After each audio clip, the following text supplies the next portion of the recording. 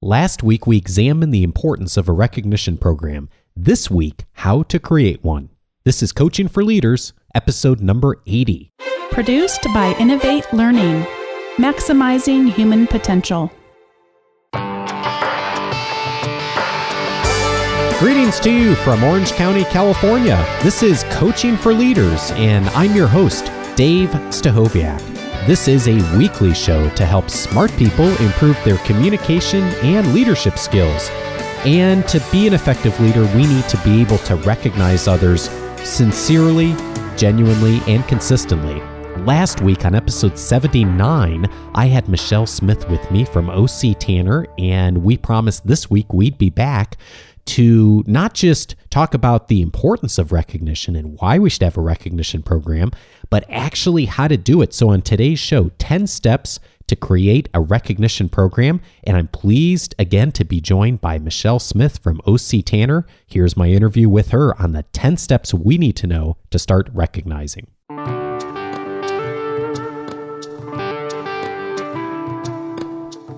I am so glad to welcome back Michelle Smith from OC Tanner. Michelle's the Vice President for Business Development at OC Tanner. She joined us last week for episode number 79 when we talked about the importance of recognition, and I promised we'd have her back this week to actually talk about the how to do it. I'm pleased to be back. Thank you so much, Dave. And this is now, okay, let's put the kind of the rubber on the road here of how do we do this? So we talked last week about all of the why we'd want to do this, the statistics. So if you haven't listened to that conversation, please go back, coachingforleaders.com/79. Listen to that episode first. It'll give you a lot of framework for what we're going to talk about today. But Michelle, how we execute this is also key too. It's how well or not the results then we get. And I know you and I have both seen situations where really, really well-intended leaders who believe in recognition, want to give recognition, will spend a lot of time doing something like picking out the colors and the design of an award. Absolutely. And it happens more frequently than you can imagine, Dave. You're right. Pretty words are a good thing, but they're not the only thing. And I think oftentimes it's something that people get excited about, the awards, and they're excited in selecting them themselves, and they're excited to have them for their employees. And there may be too much attention to that. There's also, I think, a perception that companies are doing much more recognition than they actually are, which is another problem that we may want to explore for a second, that companies, when you talk to leaders in organizations and studies and research come out, 80% of leaders say, no question about it, our people are recognized every single week. Unfortunately, the employees in that same organization, only 21% of them say that we are recognized on a regular basis. Oh, interesting. Yes. Problem. So you have, what we're constantly working with organizations is that perception gap of how much is really happening. And in some of those studies, even as much as 70% of employees are saying, I don't even get recognized once a year. So there's clearly a gap. And not to say that 80% every week is correct or, once a year is correct and truthful. Probably the truth is somewhere in between. Right. But leaders tend to have a very different and inflated perception than employees. And then when they start to embrace recognition and are doing recognition, sometimes they can focus on pieces of the picture, like you said, the awards, and not all of the other elements that go to making sure that award is appropriate and for something really worthwhile within the organization. And this goes back to the examples you mentioned on last week's episode of, the organizations that did a great job of making big investments in recognition as far as the tangible pieces, but didn't really focus on the communication, the people sides of it. And as a result, that investment really went underutilized. And so if we can do that as leaders, that we're really a step ahead of where a lot of organizations are. And so the 10 steps are really designed for us as leaders to be thinking about that. Not that, in our 20 minutes today, you'll know everything you need to know about this. For that, you want to talk to Michelle in more detail. But this should at least get you started on what are the 10 things that you can be thinking about that'll be having you think a little bit more broadly on what are the strategies, the tools that you really should be thinking about when you're thinking about doing a recognition Absolutely. You've hit the nail on the head, Dave. It's about thinking it through. Too often, and bless their hearts, and I mean that sincerely, that people want to, introduce recognition into their organization, and they say, okay, great, let's put a program, let's have some awards, and maybe they have some goals, but that's about as far as they think about it sometimes. And again, well-intentioned, and they are going to see some lift from that. There will be positive benefit. But if you're making the effort and the investment, let's try to get all of the benefits that recognition has to offer, for those organizations. So hopefully, I'm suspecting that a few of these 10 may be complete surprises to people in thinking about it. But that's what we want to do. We want them to just really realize there's more than it's just the awards or just saying I'm going to have a program. Okay, great. Well, let's jump in then and look at step 1. So okay. what's the first thing we should be thinking about here? So step number 1, and I should give full credit here to, this is the Incentive Marketing Association, one of the largest associations in the recognition and incentive industry. This is from their principles of effective program design. Oh, great. So I'm lifting it because I just think it's a great structure. So step number 1 would be what they call strategic planning.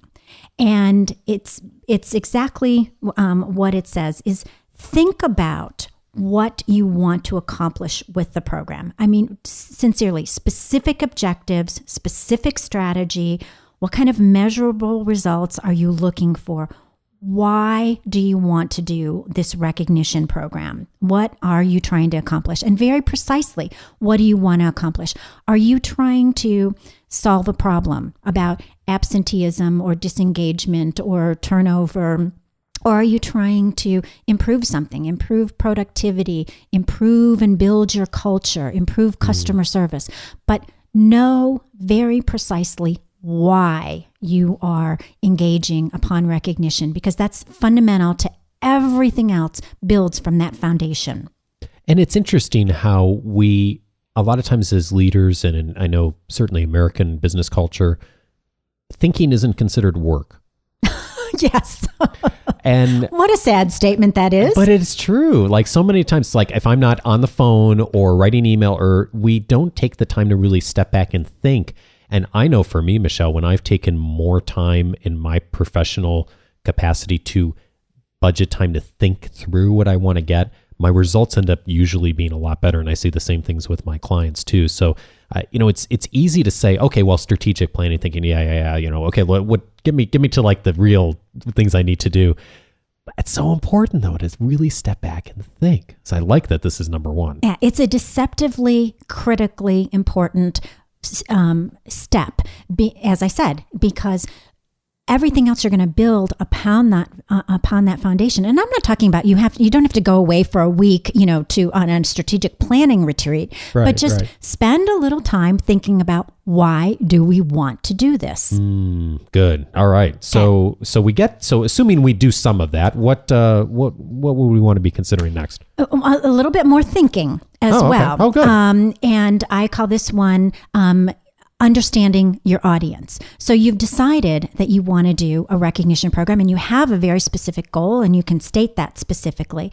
But who are you targeting? Is this for all of the employees in your organization, or is it for a specific department?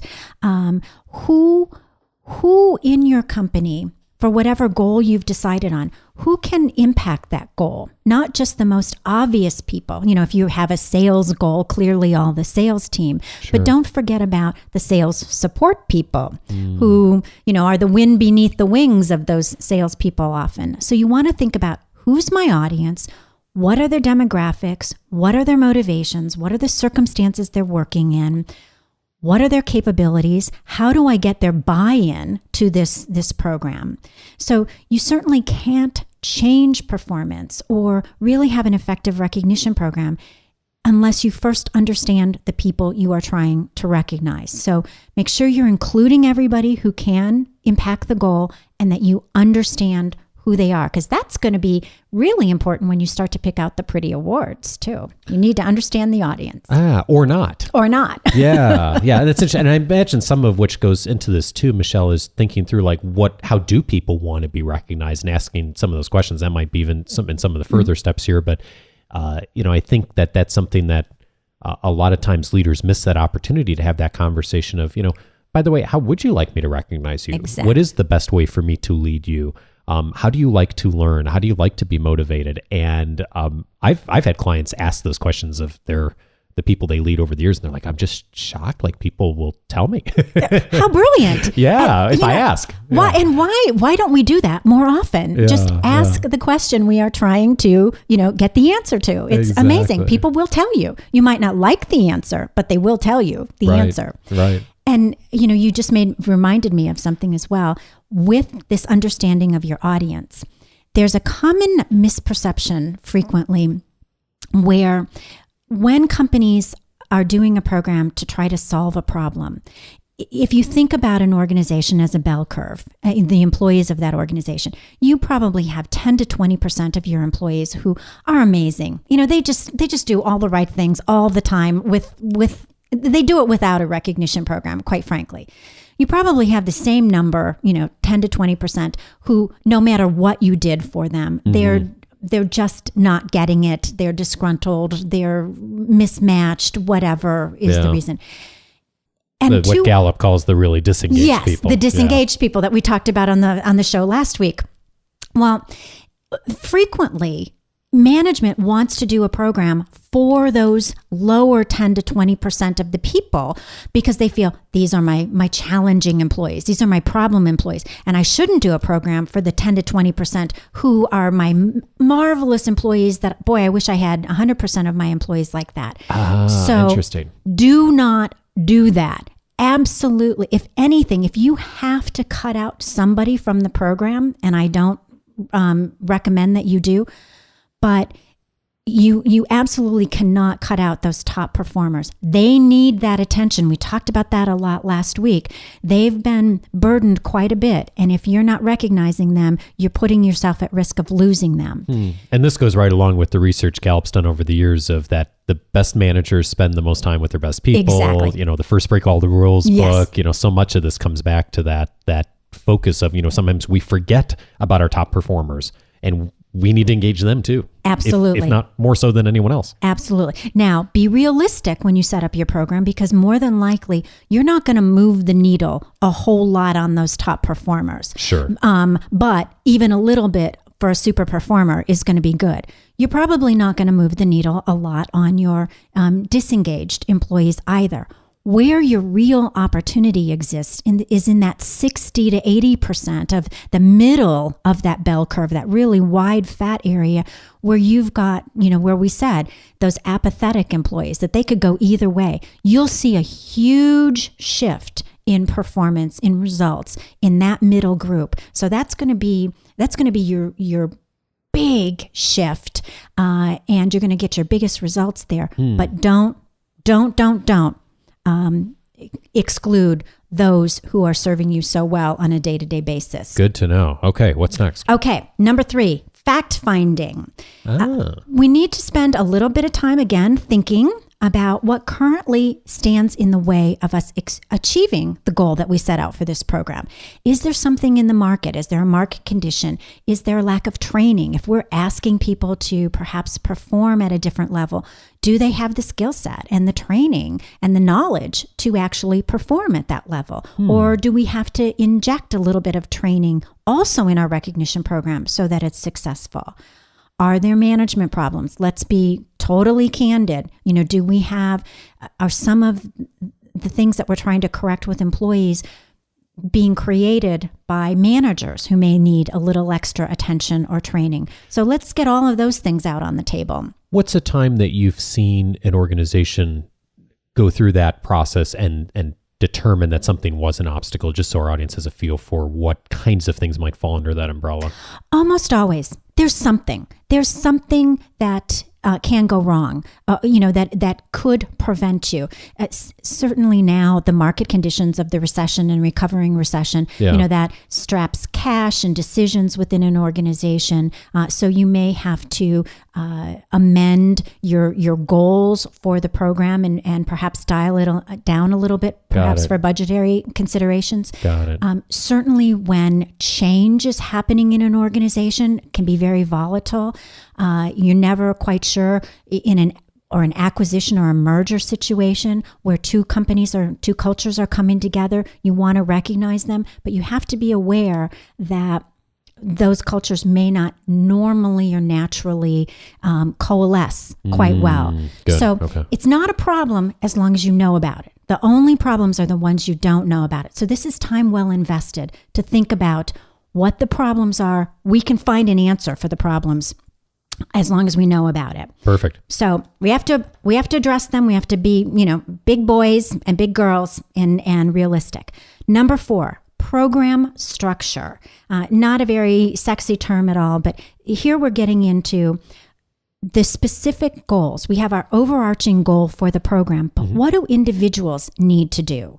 How will they be measured? How will we know that they've improved their performance or we've enhanced our culture? What would be those signs, of people working more effectively together or serving the customer better? What would that look like? So we can recognize it then when we get to the end. So we want to know it up front so we can stay the course. And this seems this seems intuitive, but I know you've mentioned that sometimes organizations don't think about this. They don't think about how they're going to measure for a particular recognition or award or whatever the program is trying to achieve.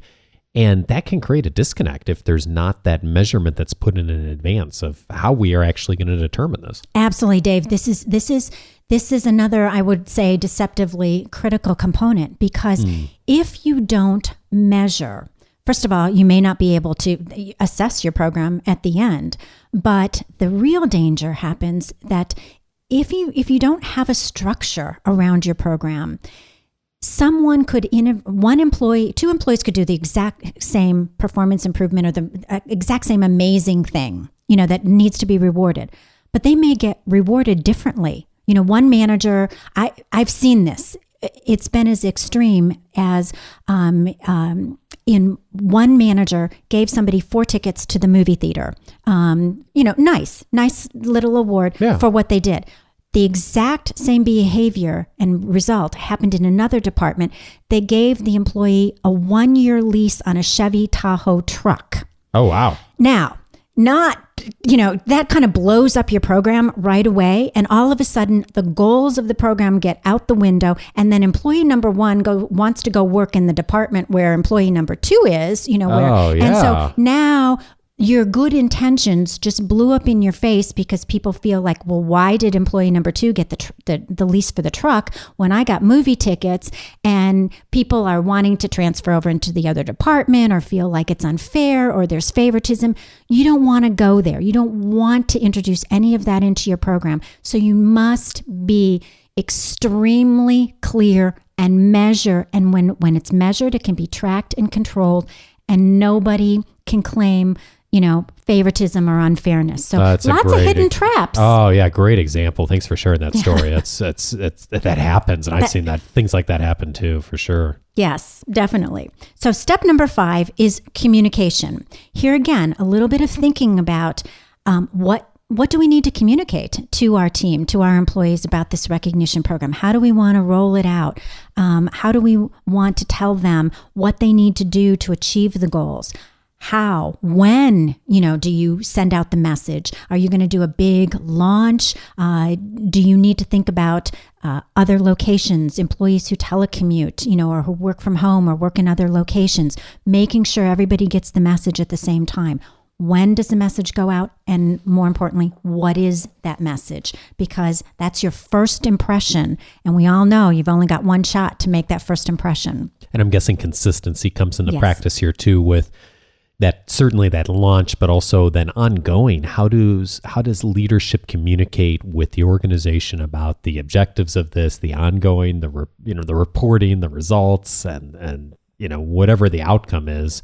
that consistency is probably key too. Most definitely, Dave. Absolutely. And this is right in line with any leader or manager when you're setting your strategy and your goals for the year. You think about all of these things. Why wouldn't you? I've never quite understood why a leader wouldn't invest the same amount of time and attention into thoughtful planning about a recognition program as they would about their marketing campaigns, for the year. It's equally important and perhaps even more important because it's again going to be those employees who are going to execute that marketing plan. So you better have them on board and knowing, and being aligned. Now, on the day of launch is not the time that you need to think, oh my goodness, we need to translate this into German for our German office. And somehow recognition programs don't naturally, for many leaders, get the same type of attention. And that's what you and I are setting out to change in the world. For sure. Yeah, and that's a great reminder, is that importance of communication. And it's so easy as leaders, even if we've done thinking through in our own heads, to just assume that everyone else has gotten the message. And that's a really dangerous assumption to make in a leadership role, yes. Of course. Probably if I had one piece of advice for leaders is never ever assume that just because you've said it one time or that you think people understand it, make sure they understand it. And the higher up you are in the leadership hierarchy, the more important it is to make sure that that communication is absolutely pristine. Fantastic. Okay, number 6 is those pretty awards that you talked about. Oh, yes. So what type of awards do we want to use in our program? How are they going to be delivered? Where will we get them? And I suspect you mean awards broadly, so not Yes. just necessarily a physical plaque or something, but generally what are the types of award categories that people may want to look at or may consider? Exactly. So it could be tangible awards, and there's a lot of research, and we certainly at OCTN are huge advocates of tangible awards. Many psychological benefits of having a tangible award versus cash. People may say they want cash as an award. Undoubtedly, you do a survey. People, what would you like? I want cash. Unfortunately, cash does not change behavior. Cash is not remembered. We know, as a matter of fact, you'll forget what you did with that cash within 13 days. A tangible award. I have awards on my desk that I have gotten 25 years ago. I could tell you exactly what I got it for, who gave it to me, the feeling that I had when I received that award. We call that in the industry trophy value. That's really important in a program because you want to reinforce that behavior, not only with giving that award, but every time that employee looks at it, every time another employee goes, oh, that's nice. Where'd you get this? What did you do for that? I've had people win a barbecue or a dining room table. They've selected that as an award, and they had a nicer grill in their home currently, but they put that one in the garage, they put the other one out because every time family and friends come by, it's not really socially appropriate to talk about how much money you make, but, oh, Dave, you got a new grill. Yes, I got this as an award because I achieved, this fabulous goal at my organization and my company gave me this barbecue. What an interesting mind shift change. And I, as you're thinking of that, I'm thinking my dad was a corporate executive for McDonald's for many decades, and he, did very well financially. But the thing that I remember and the things he would always tell stories about were these amazingly wonderful awards that McDonald's would do of all kinds of different creative things. And he had them in his office at home. And it's just a beautiful display of all these wonderful things. And he had a story behind each one. And he will never forget it. No. And he still has them all too, even though he's been retired for, over a decade. Why does almost every gentleman that I've ever met, they have all of their sports trophies from high school. And for some of us, that was a very long time ago. Mm-hmm. But every time we look at that award, and whether it is something like a trophy or it is, a big screen television or it is, a piece of jewelry with your corporate logo on it, whatever that is, you remember how you felt, what you did, and you have great, great feelings about that organization. And that's the power of recognition. Wow. So we want to get those pretty awards really right. Yeah, that's good to know. And another, like, just a sub tidbit about this. Be careful, your team or the individual that's going to select those awards for the program. Don't put your own personal biases in. I am a baby boomer, and there are certain things I like and certain things that I don't like. And if I was designing a program for a software startup company or an advertising agency, I have to be aware that probably that's a little different demographic. When we were talking earlier about understand our audience, they're going to appreciate very different things than I would appreciate. So don't construct the award program on things that you like unless everybody else in the company is just like you, which is probably pretty low. Low likelihood. Yeah, low likelihood. Well, and this is great and speaks to the importance of doing these in order too. Yes. So of having done the strategic planning, thinking through, understanding the audience here, just like we would do if we were giving a presentation or a speech, taking that time to do that in advance before you get to this point where you're starting to design awards, because if you've done that, then you make choices that are much more in alignment with the results that you want to get. Absolutely. Absolutely. You want to make sure you've got something that's going to be exciting and appealing to everybody, in your audience. And so there's a lot of ramifications there, culturally appropriate, different countries, different cultures, different age groups, demographics. Sure, yeah. It's complicated. It is complicated. We spend a lot of time at OC Tanner really working on this, because you offend someone culturally with an award, you've just, derailed your program. So worse than if you had done nothing at all. Yes. In that case, yeah. You can do more harm than good. Absolutely. But we're not going to let you do that. Okay. Number 7, you're probably going to be surprised that this is coming so late, but what is your budget? How much are you going to spend for what? There's different kinds of programs. I won't get into a lot of details. But there's an open program where everybody who achieves the goal can win an award, or only, maybe the top 10 or the top 10%. So you want to think about that. There's strategies about different kinds of recognition programs do better in some circumstances than others. For the most part, we really make sure everyone is included in the recognition program. But sometimes you want to do little spot programs that are very specific to achieve a goal. And I know you and I have talked about the myth of that organizations have to spend a lot of money in order for be effective. And a lot of times we think of recognition, we think about things like trips and TVs, but there's a lot that people can do without ever spending a dime initially. And a lot that can be done very inexpensively to get started in this process. Absolutely. And you're right. It's a myth in the industry that you have to spend a lot of money. Obviously, the more that you do invest, the greater result and ROI you will have. I mean, that's proven, in research. Oh, sure. Boatloads of that kind of research. But I know that your listeners are familiar with the Gallup engagement scores and the Q12, the 12 questions that Gallup asks to determine if an employee is engaged or not. Take a look at those 12. You will find that 9 of those 12 have absolutely no cost whatsoever. It's did somebody talk to me about my career path in the last year? Do I have a best friend at work? Is there somebody, my opinions seem to count in the organization?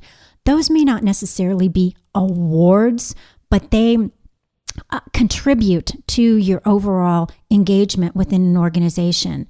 And I will say that even a please and a thank you, many, many people feel is like an award because it is so rare in many, many organizations. Oh, wow. Good reminder for all of us. Yeah. Just please and thank you is the, low cost, no cost, easy award that you can give to your employees today. And we even know that research has said that a thank you has the same perceived value as a 1% pay raise. So that's how desperate we are for some acknowledgement within our organizations. So, wow, incredible. I would not have thought that. So give all of your employees a 1% pay raise today and say thank you to them. Okay, great. Good advice. Number 8, measurement. To your point earlier, we've got to measure. How will you measure the program?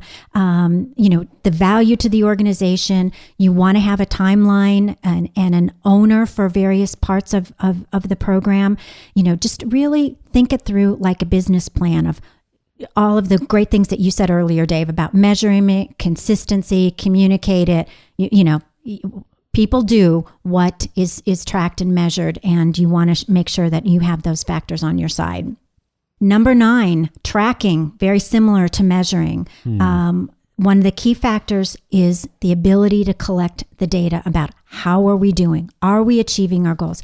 And you don't want to wait till the end of the program to look at that, because you want to make course corrections halfway through or, immediately on kind of real-time basis. If you're finding, as you're looking at the results, as you're tracking, wow, the Southwest is not doing so well with this program, but the Northeast has extraordinary results. Well, let's go find out what the Northeast is doing that is bringing that program, that recognition program, alive for their employees. That makes and sense. let's go tell the Southwest, so that we raise everyone out. So this is why tracking is important, so that you can justify your investment if you need to justify it, to know where you are towards your goal, and to be able to constantly improve that program and get the most out of it, because you're being able to then kind of steal and share ideas from different departments or areas or geographies. And one thing I'm sure you run into, and I've seen this happen before, is just transparency around where we are and tracking and numbers and measurements. Do you run into that situation as well with clients and how transparent they are of where things are and how we're doing, and with either their leadership or employees and coaching them around some of those things? We do run into it. And in some organizations, there's some resistance about that transparency. I think what's happening in the marketplace and all the trust issues and the ethical issues and all that we've gone through with Enron and WorldCom, transparency is becoming something more leaders are comfortable with. But here it's crucial, because it gets to the point that you made earlier about fairness.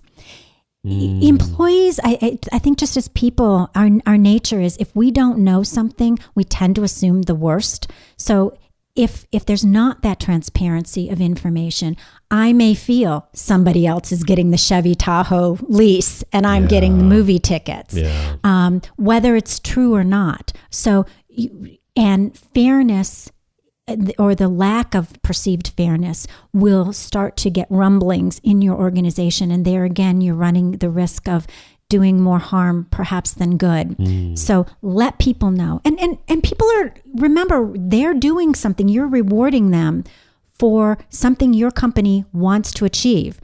So this is personal development for that employee. The employee's got some skin in the game here as well. Yeah. They're going to want that feedback to know, how am I doing? Am I achieving what I set out to achieve? Great. So it's a win-win for everybody. Great advice. And then, not surprisingly, our last step is analysis. You want to look at certainly the quantitative measures that you set out in the beginning for that success, but also look at the qualitative measures. Not everything can be measured. You can measure a sales increase, you can measure customer service, or manufacturing defects or customer service satisfaction scores, but you can't necessarily measure how your culture has improved. So there are things that you want to work on that may not necessarily have a number behind it, but don't throw that off the sled of looking and tracking as best you can from sort of more, anecdotal information around the organization. That's important too. And your analysis is not only how did we do, but how did it work? How did all of these steps work for us? And how can we, what do we want to change and improve as we go forward, or as we venture into another kind of a program? So make sure that you end that program with a real thoughtful, analysis of what did we do? And it's okay.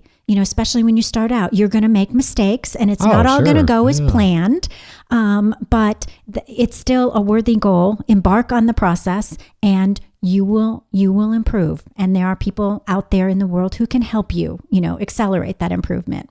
Well, I so appreciate you walking your talk and spending the time. You actually made a huge drive to come down to our studio to be here with us in person and to share your wisdom and expertise with our community. Michelle, I'm just so grateful for it. Thank you so much for your time and your willingness to put action behind your words and share your wisdom. Well, Dave, it's I who should be thanking you. This was a labor of love for sure, that you are giving voice to what I think is a very important message and allowing me to share it with your audience. So thank you.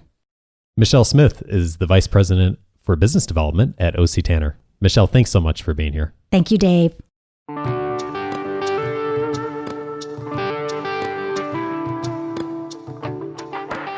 Hey, if you're putting together a recognition program or thinking about putting one together and you'd like even more help on the steps that Michelle and I talked about than you heard today, be sure to drop us a line and particularly check out Michelle's firm, O.C. Tanner. It's OCTANNER.com.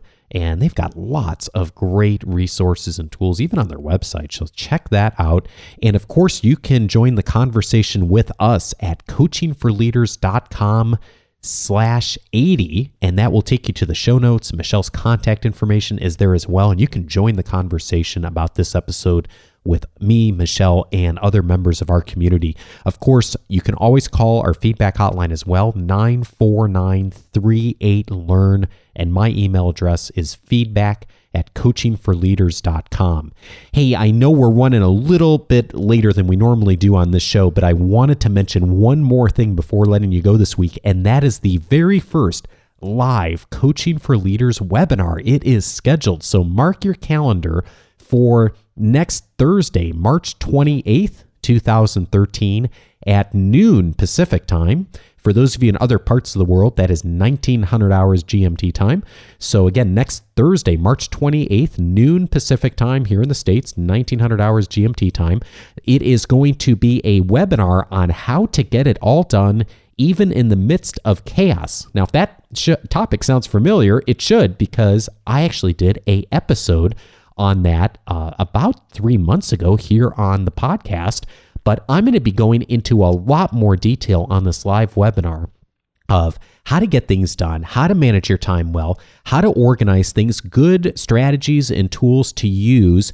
And also, I'm going to walk you through step by step through all the systems, processes, tools, software that I use to help keep things in control. At least I try to attempt to keep things in control most weeks. So be sure to mark that on your calendar. And the link to register is going to be going live next Monday, March 25th.